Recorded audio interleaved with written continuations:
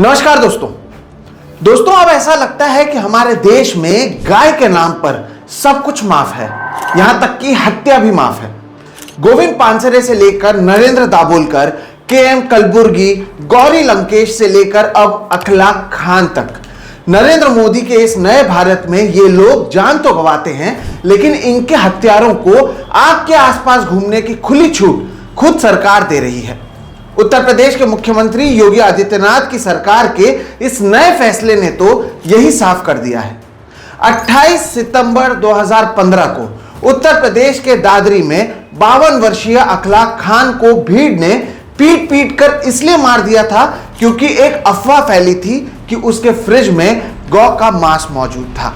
यह वो घटना थी जिसने इस देश को झकझोर कर रख दिया था। लेकिन अब आरोपियों को बचाने का काम खुद सरकार कर रही है, यूपी की सरकार कर रही है। मुसलमानों के प्रति यही वो नफरत है दोस्तों जिसके वजह से नरेंद्र मोदी की पॉपुलैरिटी को हमारे देश में दिन रात बढ़ोतरी मिली है, दिन रात उनकी पॉपुलैरिटी बढ़ी है। अखलाक की हत्या शायद एक चेतावनी थी 2014 में आए नरेंद्र मोदी के नेतृत्व में बदलते हुए भारत की। 2014 के बाद से ऐसा लगता है कि अब गाय के नाम पर मुसलमानों की लिंचिंग से लेकर उनकी पिटाई करना एक आम बात हो गई है।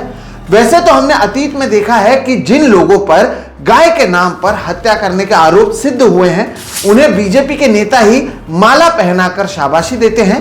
लेकिन शायद दोस्तों ऐसा लगता है कि माला पहनाकर शाबाशी देना काफी नहीं था, इसलिए अब 2025 में पीएम मोदी के उत्तराधिकारी माने जा रहे योगी आदित्यनाथ की सरकार ने 2015 में लिंच किए गए अखलाक खान के आरोपियों के खिलाफ मामला वापस लेने की अपील अदालत में की है। 2014 में नरेंद्र मोदी के प्रधानमंत्री बनने के पहले शायद ही किसी ने हमारे देश में यह सोचा होगा कि गांधी के इस देश भारत में लिंचिंग एक आम बात हो जाएगी और आरोपियों को बचाने का काम उनकी ही सरकार करेगी, भारत की सरकार करेगी। दोस्तों आज इस वीडियो में बात करेंगे देश भर में गाय के नाम पर फैलाए जा रहे आतंक पर। नमस्कार दोस्तों, मेरा नाम है सोहित मिश्रा और आप सभी का एक नए एपिसोड में बहुत बहुत स्वागत है। अगर आपने अभी मेरे इस चैनल सोहित मिश्रा ऑफिशियल को सब्सक्राइब नहीं किया है तो जरूर कर लें।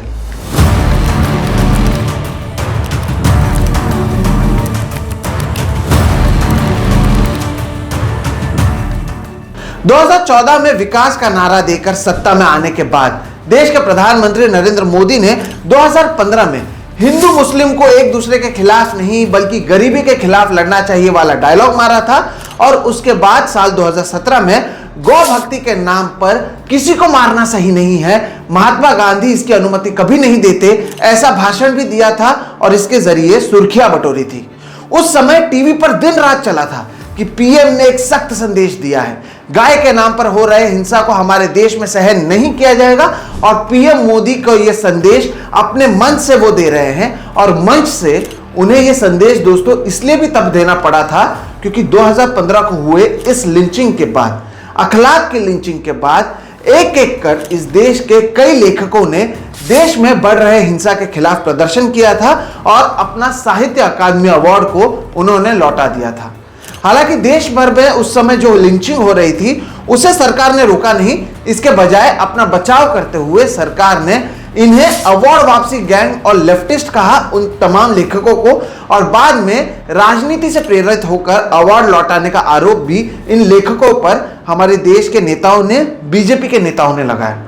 दोस्तों आपको एक के बाद एक ऐसे कई उदाहरण मिल जाएंगे जिससे यह साफ होता है कि गाय के नाम पर हो रहे हत्या के मामले में जो आरोपी सामने आते हैं उनका कहीं ना कहीं बीजेपी के नेताओं का कनेक्शन निकलता है या फिर बीजेपी के नेता उनका समर्थन करते हैं। और अब इसी श्रेणी में आगे बढ़ते हुए योगी आदित्यनाथ की सरकार ने अखलाक खान की हत्या के सभी आरोपियों के खिलाफ मामला ही वापस लेने की याचिका अदालत में दी है। सरकार की ओर से सूरजपुर अदालत में यह याचिका दी गई है जिस पर अगली सुनवाई 12 दिसंबर को होगी। हालांकि योगी आदित्यनाथ के इस फैसले से शायद ही किसी को चौंकना पड़ा होगा। मैं आपको कहता हूं किसी को भी चौंकने की जरूरत नहीं है क्योंकि असली बात यह है कि पहले दिन से ही अखलाक खान को जिस दिन मारा गया था उसके अगले दिन से ही उन आरोपियों को बचाने की कोशिश लगातार की जा रही थी। और शायद इसलिए केंद्रीय मंत्री महेश शर्मा ने इस हत्या के ठीक एक दिन बाद ही हत्यारों का बचाव करते हुए कहा था कि ऐसा लगता तो नहीं है कि भीड़ अखलाक खान को मारना चाहती थी। सच तो यह है दोस्तों कि उस समय गांव के मंदिर के लाउडस्पीकर से अखलाक के घर पर गौ मास होने का ऐलान किया गया था। भीड़ वहां पर पहुंच गई थी। भीड़ घर में घुसकर उन्होंने पीट पीट कर अखलाक को मार दिया था। लेकिन मंत्री जी ने पहले दिन ही कह दिया था कि उसी घर में उस समय एक 17 साल की लड़की मौजूद थी और क्योंकि उस लड़की को नुकसान नहीं पहुंचाया गया था, इसलिए यह माना जाए कि भीड़ अखलाक खान को लिंच नहीं करना चाहती थी। यह इस लिंचिंग के अगले दिन का बयान था। ठीक उसी समय तब के हरियाणा के मुख्यमंत्री मनोहर लाल खट्टर ने इस विषय पर अपनी टिप्पणी देते हुए कहा था कि अगर मुसलमानों को इस देश में रहना होगा तो उन्हें बीफ खाना छोड़ना होगा। महेश शर्मा से लेकर मनोहर लाल खट्टर तक सभी ने पहले दिन से आरोपियों को बचाना शुरू किया। आरोपियों पर सवाल नहीं उठाए बल्कि उनका बचाव किया। और अब 10 साल बाद योगी आदित्यनाथ की सरकार का यह फैसला बस उस मुखौटे को हटाना है जिसकी आड़ में 10 साल तक निष्पक्ष जांच और कार्रवाई की बात की जा रही थी। बस अब वो जो मुखौटा है ना दोस्तों, वो हट चुका है। इसी फैसले पर द प्रिंट की समृद्धि तिवारी की रिपोर्ट ने बताया है कि कैसे अखलाक की हत्या के बाद अखलाक के परिवार वालों को दादरी में अपना घर छोड़ना पड़ा, जबकि जिन पर आरोप लगे, जो 1.5-2 साल तक जेल में थे, वो सभी लोग अब भी उसी गांव में रह रहे हैं। परिस्थिति ऐसी है गांव की कि हिंदू और मुस्लिम बच्चे एक साथ नहीं बल्कि अपने अपने धर्म के बच्चों के साथ क्रिकेट खेलते हैं। यह बात भी इस रिपोर्ट में सामने आई। दोस्तों सच बात तो यह है कि अखलाक की मौत केवल एक शुरुआत थी। गौ रक्षा की आड़ में इस देश में जो बेरोजगार लोग हैं वो अपने आप को गौ रक्षक कहकर दिन रात गुंडागर्दी करते हैं, जबरन मुसलमानों से पैसे वसूलते हैं और यह सब लगातार सरकार की देखरेख में जारी है। हाथी की ही तरह इस सरकार के खाने के और दिखाने के दांत अलग अलग हैं और इसका एक जीता जागता उदाहरण है झारखंड। जून 2019 में तबरेज अंसारी को झारखंड में गौ तस्करी के आरोप में पीट पीट कर भीड़ ने मार दिया था। 3 साल में तबरेज 18वें ऐसे शख्स थे, वापस सुनिए, 3 साल में तबरेज 18वें ऐसे शख्स थे जिन्हें झारखंड में गाय के नाम पर मार दिया गया था। लेकिन जब इस पर राज्यसभा में बहस हुई थी तब पीएम मोदी ने इस मुद्दे पर बात करते हुए विपक्ष पर ही राजनीति करने का आरोप लगाया था और साथ ही आरोपियों पर कड़ी कार्रवाई करने की बात कही थी। आप प्रधानमंत्री के इस बयान को सुनिए और फिर मैं आपको बताता हूं कि हकीकत क्या है। दोषियों को कड़ी से कड़ी सजा भी मिलनी चाहिए, लेकिन क्या एक झारखंड राज्य को दोषी बता देना यह शोभा देता है क्या? फिर तो हमें वहां भी अच्छा काम करने वाले लोग ही नहीं मिलेंगे। जो बुरा हुआ है, बुरा करते हैं, उनको आइसोलेट करें और उनको न्यायिक प्रक्रिया के तहत जो कुछ भी कर सकते करें। लेकिन सबको हम कटघरे में खड़े रह करके राजनीति तो कर लेंगे लेकिन स्थितियां नहीं सुधार पाएंगे। और इसलिए पूरे झारखंड को बदनाम करने का हम में से किसी को हक नहीं है जी। वे भी हमारे देश के नागरिक हैं, वहां भी सज्जनों की भरमार है जी। और इसलिए और अपराध होने पर उचित रास्ता कानून और न्याय से, संविधान, कानून और व्यवस्थाएं पूरी तरह से इसके लिए सक्षम है और उसका उपाय भी कानूनी व्यवस्था है, न्यायिक प्रक्रिया है। और उसके लिए हम जितना कर सकते हैं करना चाहिए, पीछे नहीं हटना चाहिए। सुना आपने, सदन में प्रधानमंत्री कानून, न्याय व्यवस्था और संविधान जैसे शब्दों का इस्तेमाल करते हैं, जबकि उनके ही पार्टी से आने वाले निशिकांत दुबे ने इससे 1 साल पहले, प्रधानमंत्री के इस भाषण के 1 साल पहले 2018 में 2 मुस्लिम युवकों की लिंचिंग करने वाले 4 आरोपियों के कोर्ट कचहरी का खर्च उठाने का ऐलान पहले ही कर दिया था। क्या आपको लगता है कि यह बात हमारे पीएम मोदी को नहीं पता थी? क्या आपको लगता है कि हमारे देश के प्रधानमंत्री को नहीं पता था कि आईआईटी दिल्ली से पढ़कर आए उनके ही केंद्रीय मंत्री जयंत सिन्हा ने लिंचिंग के मामले में गुनहगार सिद्ध हो गए लोगों पर माला पहनाया था, उनका स्वागत किया था? ये सब बातें दोस्तों प्रधानमंत्री को पहले से पता थी, लेकिन शायद तब कोई शर्म और लाज रह गई होगी कि संसद में ऑन रिकॉर्ड कम से कम उन्होंने इस पर राजनीति नहीं करने की बात कही थी। लेकिन अब तो उत्तर प्रदेश की सरकार ने उस मुखौटे को भी हटा दिया है और अब आरोपियों के खिलाफ दर्ज मामले को ही वापस लिया जा रहा है।